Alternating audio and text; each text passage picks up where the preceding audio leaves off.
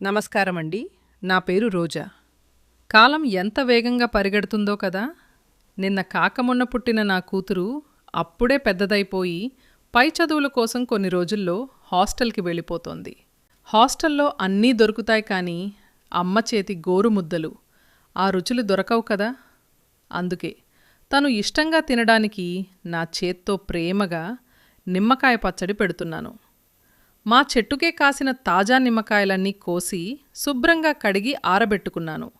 ఆ తర్వాత నిమ్మకాయలకి ఘాట్లు పెట్టి ఆ ఉప్పు పసుపు మిశ్రమాన్ని కాయల్లోకి బాగా దట్టించి జాడీల్లో భద్రపరిచాను.